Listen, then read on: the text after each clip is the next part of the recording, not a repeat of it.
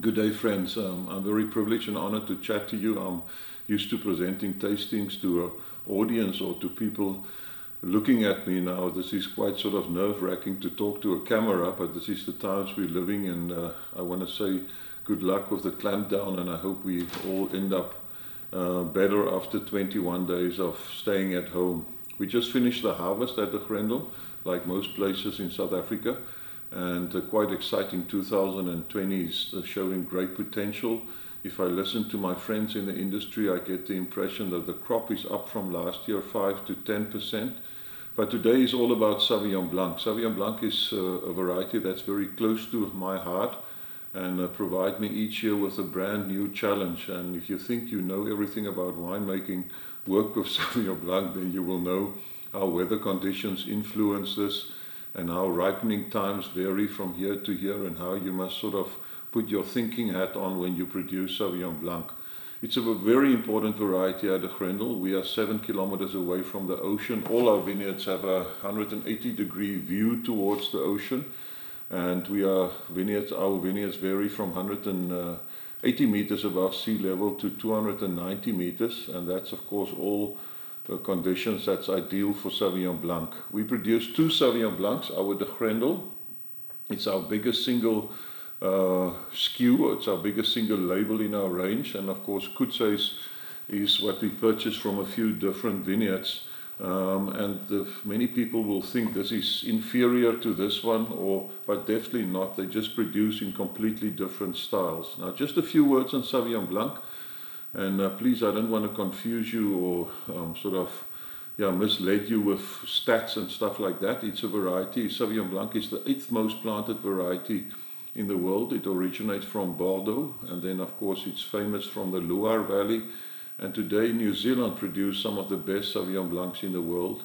Their conditions in Mulberry is really tailor-made for top quality Sauvignon Blancs. But we have special pockets in South Africa that produce unique styles of Sauvignon Blanc. So in South Africa, it's the 5th most planted variety. It's the most consumed varietal wine in South Africa, and more than 2 million cases of 12 is enjoyed each year. But I want to talk to you about what make a wine special. I know there was a question here years ago where they asked a few decision makers and wine writers in the wine industry, what is it what make wine special, because it's such a live product. It changes over time. It varies from year to year. And some people were saying, I remember that article so well, it's all about the soil or the climate or the weather conditions or the techniques and the ability of the winemaker and his cellar. It's also, other people will say, no, it's about the acidity, it's about the aromatics, the mouthfeel, the viscosity of the wine, the alcohol. Some guy was saying, man, it's all about the alcohol. Because at the end of the day, it's not a beverage, it's a product you pick, and in this country we're not allowed to add sugar, and it ferment, and of course that all boils down to your ability to produce a good balanced Sauvignon Blanc. So just a few words, and because there's so many myths and misunderstanding about acidity, and it's so applicable to talk about acidity in Sauvignon Blanc. It's a variety that's probably with Riesling and 1 or 2 of the Italian red varieties like Barbera and Nebbiolo. That's, according to my knowledge, some of the highest acidities in the world when it gets to grapes. So my job is to pick different blocks, and here is an example of just 2 tanks. You will see the color differences at different stages. This one is drawn from a barrel. You can see it's that green color, where this one is still very hazy. And if you can use your imagination, there's 17 different tanks in our winery, all from different blocks, different areas, different portions in a block, and all of that portions is made individually and we produce 90% in our conventional styles that's expressed in these 2 wines. But we also do 10% of experiments with long time on the skins, fermenting it at different clarities, fermenting it with different yeast cultures, doing interesting things, fermenting it naturally in a barrel without any yeast, and all depends on the natural yeast culture on the skins. So each year there's 10%, and I'm so privileged to work for the Grendel that allow me to do experiments like that. And some of them is successful, some of them is, you will say afterwards, I don't think I will repeat this experiment again. but it's a consistent growing. Some of my colleagues refer to winemaking as an endless journey of learning, you know, and it's not sort of something you end up, even in my case, after 34 years of making wine, that you say, I know everything. I think that's the biggest mistake you can ever make. But today a few words about acidity. And guys, there's people, friends of mine, that will say, you know, I don't drink a young wine, specifically a white wine, because I'm waiting for the acidity to reduce. Now, friends, that's impossible, you know, except the wine is not cold stabilized. The acidity is, when it's bottled, let's say it's 6 grams per liter, will stay the same for the rest of the lifespan of the wine in the bottle. So, and I know it's maybe sound a bit complicated, but the CO2 of a young wine and the aromatics in some cases and the freshness and the expressive nature of the wine will sort of emphasize the acidity, but it won't reduce over years. So it's my job to pick different blocks, some of them with very high acidity, some of them with lower acidities towards the end, where the soils maybe vary. And of course I must look at the final blend. That's a product that everybody can drink. The connoisseur, the person that sit alone and just enjoying a glass of wine, but also in all respect, the person the layman that just enjoy a glass and purchase it on a Friday and drink it at home with friends. So I think sometimes people make winemakers and wine people make wine very complicated. It's a relatively simple product, but it's a fascinating product that live in the bottle, live in the vineyard, grow. It's harvest, it's fermented, it's all living products. So today I want to just show you, like I emphasize, there's different tanks, and here is a calibrated cylinder that we will make our blends. And I can assure you, in a month's time from now, when all the tanks is finished with fermentation, settled, it's cold, left on the lees, you can see yesterday we stir the lees in this specific tank. You can see it's quite murky and hazy, and this lees, that's basically dead yeast cells, is put in suspension with a mixer in the tank, and that contribute in a big way to the mouthfeel and the richness of the wine. So many people tell me, yeah, but Sauvignon Blanc is too acidic. It's definitely, of course there's Sauvignon Blancs that's acidic, but at the Grendel I put a big emphasis on a balanced, rich product where the acidity is not outstanding and sort of bother you. It's all in balance. So I work what we call on the extract of the wine.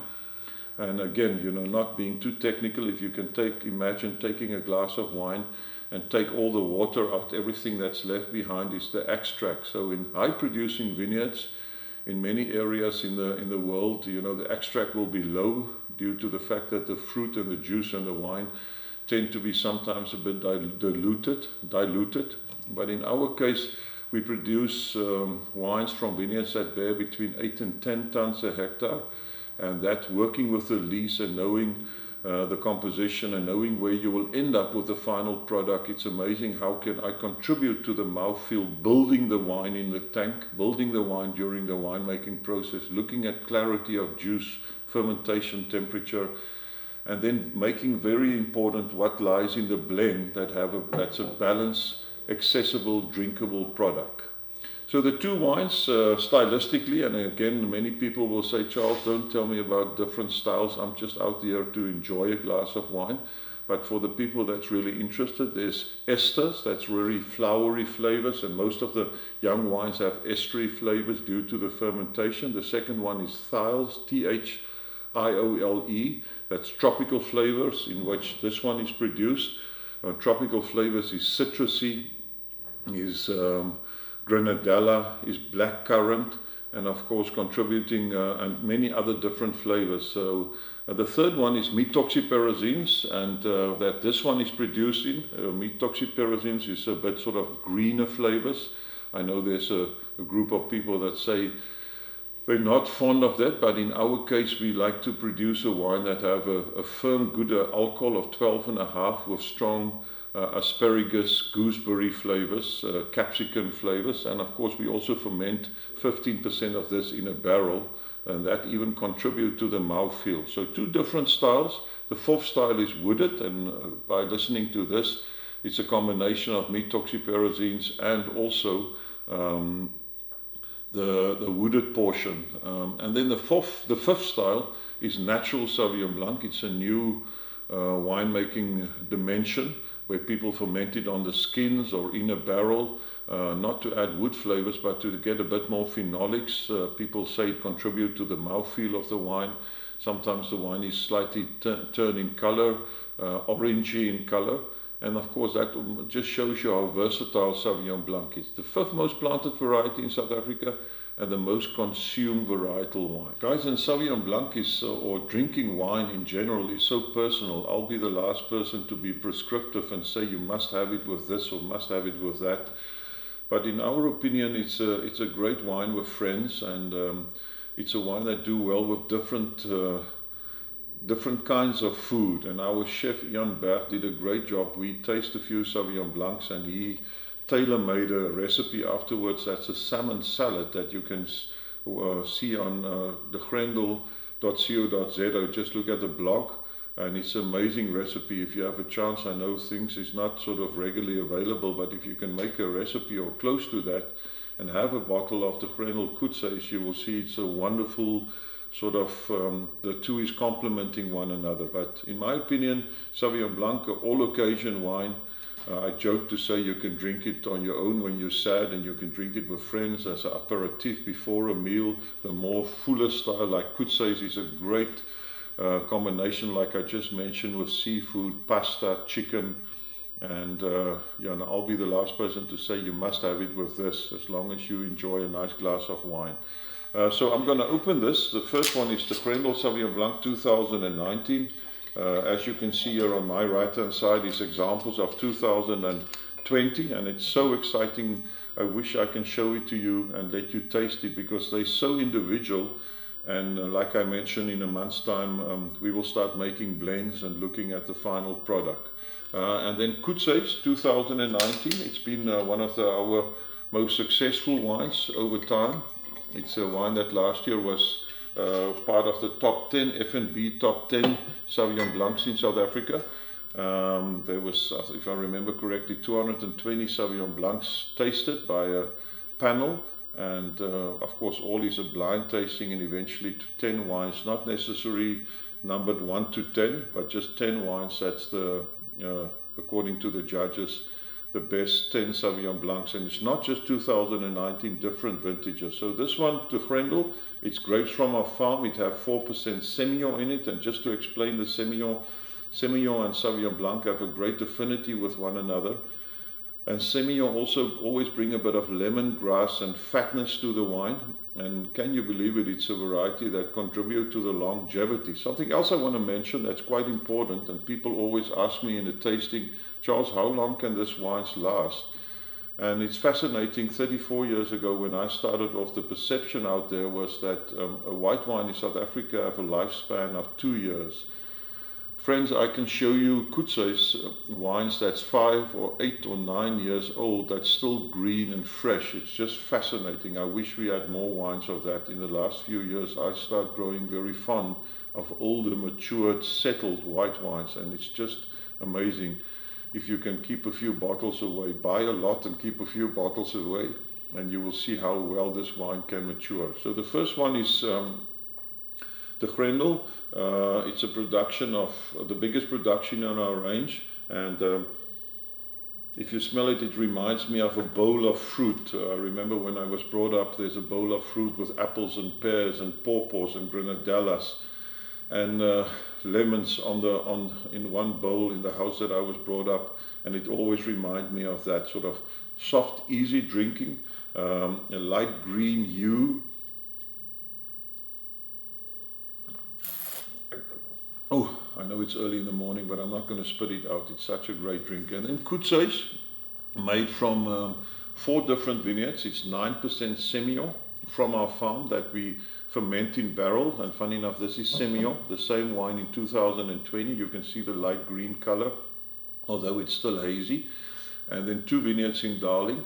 And one of these blocks of vineyards I've been buying now from my previous job to here for 20 years. So it's a block that's very close to my heart, and it's been sort of a reliable start marker in my sort of makeup. If you swirl this around, wow, it's amazing. It's It's methoxyperazines, ripe methoxyperazines, flavors like there's a bit of lemongrass, I guess it's from the Semillon, and then flavors like green asparagus, capsicum, lemongrass flavors, gooseberries, flavors like that. And sort of in the background there's a hint of the wood, the 15% that we ferment in barrel, and we stir the lees for 3-4 months and then transfer it from barrel into a tank and blend it, in this case with 86% of the fresh wine that ferment at a low temperature. And it's just amazing again to make up blends and play around in a cylinder like this, and I can assure you we will make dozens of blends, because if it's bottled you can't change it, of course, you know, and we put a huge emphasis and concentrate extremely hard when it gets to the final blend to make sure we have a product that's successful and fit all of your palates. And thanks for your support. I know it's sort of difficult times in South Africa, and good luck with the next 2 or 3 weeks that we will all be closed down. For me personally, that have a restless personality, it will be a big challenge to be at home. I know all my babies is lying here in the cellar on their own. I'm so used to tasting them every morning, and now it will be difficult to be at home, but I have good people that will look after the wine in the meantime. Thank you and good luck with this crisis we are in, not just in South Africa, but in the world.